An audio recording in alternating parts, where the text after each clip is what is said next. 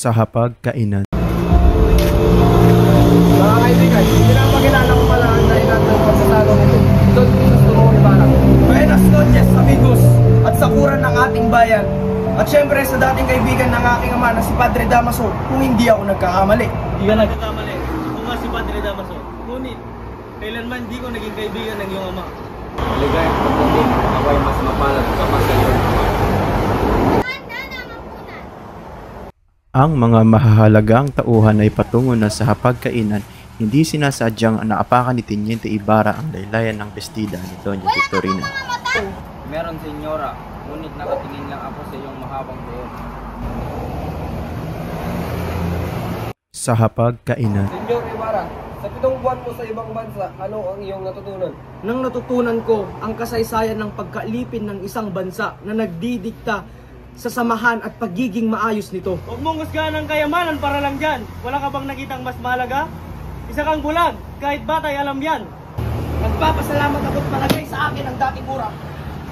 Ipagpaumanhin nyo at kakagaling ko lang sa biyahe at marami pa akong gagawin bukas para sa Pilipinas at Espanya. Huwag ka muna nga alis, darating pa si Maria Clara. Bibisitahin ko na lang siya bukas, marami pa akong aayusin. Nakita nyo na? Ganun ang nangyayari sa mga kabataan na ipapadala sa Europa. Naging mayabang, pagpataas.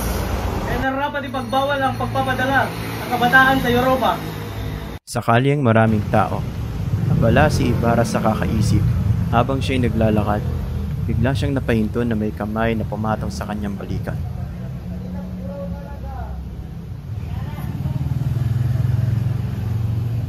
Senyor Ibarra. Oh, Teniente, ikaw pala. Ginulat mo naman ako. Senyor, maging aral sa iyo ang nangyari sa iyong ama. Tila ba ba'y nalalaman ka tungkol sa aking ama? Bang nalalaman? Sa pagkakaalam ko, namatay ang iyong ama sa bilangguan. Maaari bang malaman kung saan nakakulong ang aking ama? O pwedeng magkamali, siya ay namatay sa isang bilangguan. Isang pangyayari sa isang baryo at siya ay nangolekta at napagkatuwaan ng mga bata sa baryo. Sa bahay nila Maria Clara, dumalaw si Ibarra. Magandang umaga, Tia Sabel. Magandang umaga rin sa amigo. Nandiyan po ba si Maria Clara? Upo ka muna yan.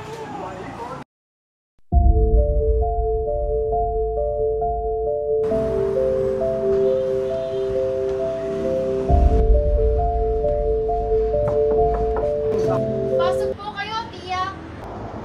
Nandyan si Crisostomo. Paghihintayin mo ba siya? Hindi na po, Tia.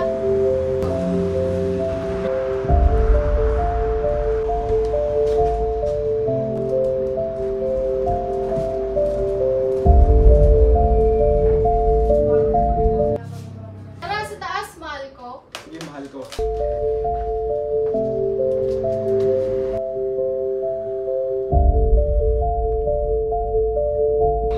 Hindi pa rin kumukupas ng iyong ganda, mahal ko. Nakapunta ka lang sa Europa at wamis lang yung mga salita. Marahil maraming magagandang babaeng nahuhulog sa iyong pambobola. Mahal ko, alam mo mag-isang palad ang iyong ganda. Mapalad? Bakit? Dahil sa iyong mga babae? Mapalad dahil pinagpasyahan ng aking mga magulang na ikasal sa isang magandang babae na nasa harapan ko. Sus, wala mo ba ako? Labis akong namulila sa iyo, mahal ko. Higit din akong namumulila sa iyo, sus. Patawarin mo ako dahil ako'y mauuna na dahil bukas, araw ng mga patay. Sandali, mag-iingat ka, mahal ko.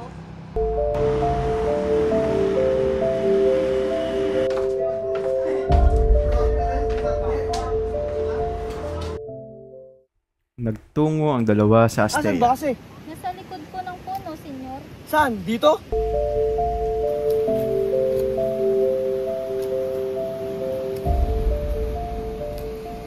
Ngunit hindi ko po natatandaan. Ipagtatanong ko po, senyor. Sige. Alam niyo ho ba kung saan nakatirik ang malaking krus? Yung malaking cross? Ay, sinunog ko na po yun. Bakit niyo ho ginawa yun? Saan mo nilagay yung bangkay? Sinabi sa akin ng mga kura, tanggalin siya sa libingan ng mga inchik. Ba't mo ginawa yun? Huwag ka pong magalit sapagkat napag-utusan lang po ako. Tinapon? Nahihibang ka ba? Anong ginawa mo sa akin? Amasam mo siya tinapon? Wala po! Kung wala! Uy, sasabihin ko na, napag-utusan po ako ni Padre Salvi. Nangangampana ang dalawang sakrista na si Basilio at Crispin. Pahinga muna tayo, Crispin. Magkano na kita mo ang buwan ko yun? 2 piso, bakit? Nais ko sanang bayaran ang binibintang nilang ninakaw ko. Sira ka ba, Crispin? Di ba 32 piso ang binibintang nila na ninakaw mo? Ngunit wala nga talaga akong ninakaw. Kuya, kapag nalaman nito ni inay, natatakot ako. Eh, Crispin, hindi naman maniniwala si inay. Basilio, may muntangan dalawang ngayon dahil hindi tawag pagpapatugtog ng kampana. At ikaw, Crispin, hindi ka makakawin hanggat di mo sinasauli ang ninakaw. Ngunit wala po talaga akong ninanakaw.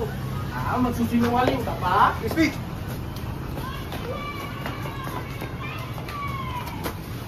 Nang nakaalis ang dalawa, pilit niyang inaahon ang kanyang sarili at tumakas siya gamit ang loob.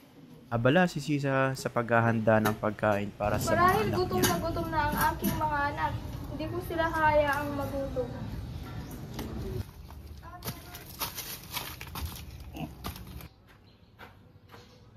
Dumating naman ang kanyang asawa si Pedro. May makakain ba dyan? Lasing at Nagugutom na nagagalit. ako.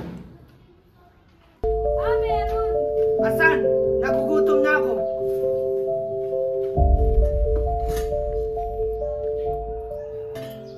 Wala na bang natira? Paano na ang mga anak mo? May reklamo ka ba? Teka, nasaan yung mga bata yun? Nasa kombento, ngunit uuwi rin sila. Aalis ka ba? Bakit? Wala kang pake. Aalis ako kung kailan ko gusto. Magsasaing na lang ako. Kawawa naman mga anak ko, walang magkakain.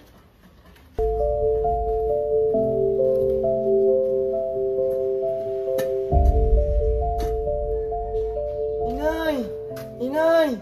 Inay! Ilang minuto Inay! lamang at dumating na si Basilio. Bakit Basilio? Bakit ka sugatan? Anong nangyari sa'yo? Ay, tumakas po ako sa konbento at si Crispin.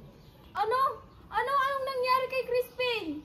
Nay, hindi pwede siyang umuwi kasi napagbintangan siyang nagnakaw. Ano? Inapasahan ang anak kong si Crispin? Dahil ba mahirap tayo? Kailangan ba magdusa ng ganito? Diyos ko po, anong nangyayari na sa buhay ko?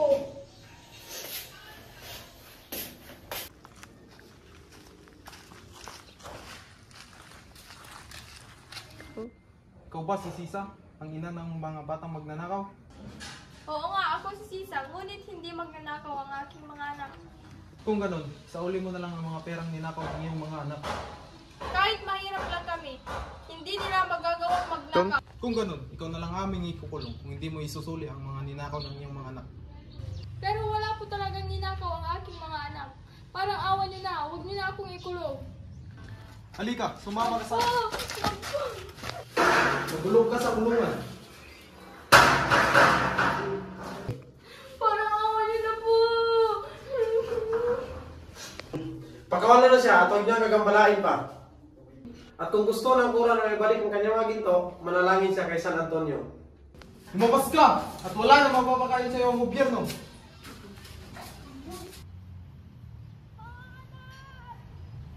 Tumakbo si Sisa sa kanilang bahay habang sinisigaw ang pangalan ng kanyang mga anak at tuluyan nang nabaliw si Sisa. Ito ang dugo ang damit ng anak ko! Mahal ko, nagustuhan mo bang pinagawang paaralan? Oo naman, mahal ko. Biglang dumating si Padre Damaso. Kita mo? Di man lang niya ako binati sa aking pagdating. Nakapunta lang ng Europa, akala mo kung sino nang umasta. Huwag mong pansinin ang kanyang mga sinasabi, mahal ko. Di mo lang alam kung gaano ako nagigigil sa kurang iyan. Lang siya ng kanyang ama, akala mo disente. Di marunong gumalang sa batas ng simbahan. Tawarin mo ko, Maria Clara, ngunit hindi ko na matiis pa. Tama lang na suwayin o bastusin niyo ko, pero huwag magkaalaala ng aking ama. Sa alagad ng Diyos, ganyan ka? Alagad ng Diyos? Paano niyo nasabing siya'y isang alagad ng Diyos?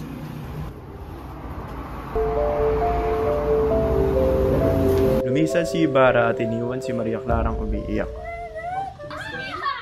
Naririnig ni Doña Consolacion si Sisa na umaawit kaya ipinatawag niya ito sa mga gwardiya sibil.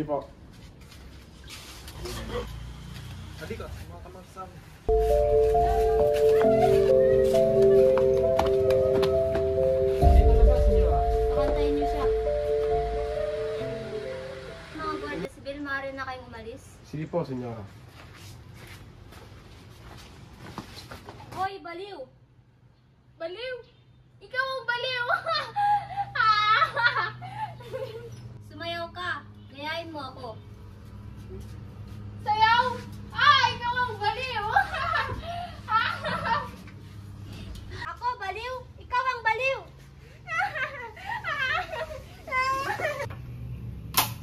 Oh, Doña Victorina.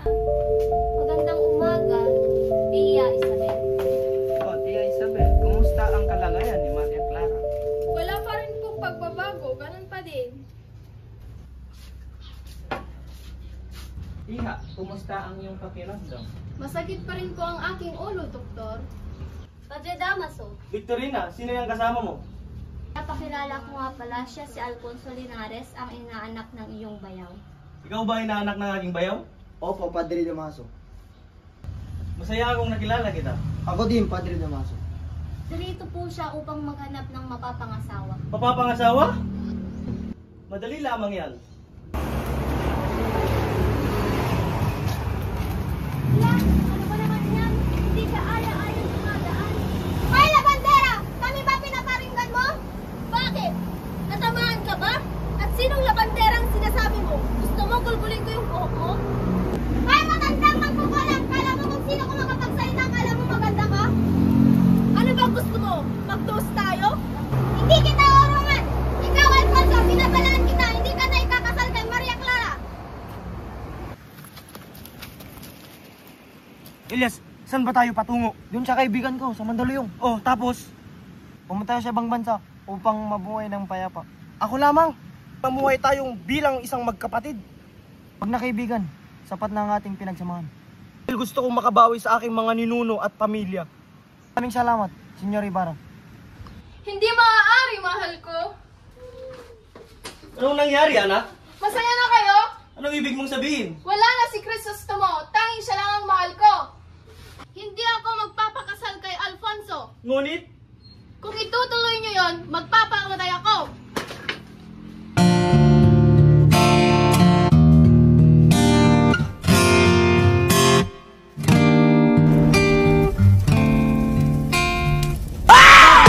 Di ba, dalawang kata? Ka pa? Uy! Nag-Christy! Pero di mo ko. Nakanda na nga po na. Alright. Oh, shit. Nakatingin lang ako sa iyo. Ano? para lang dyan. Go. Go. Gawin. Nakita na niya. Oo naman, mahal ko. Kita mo? Di man lang ako binati sa akin. Alagad ng Diyos, paano nyo nasabing siya? Hindi kita uulaman. Hoy,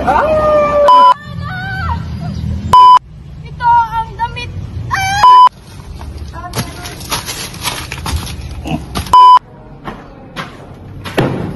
pagkain ba dyan? Nagugutom na ako.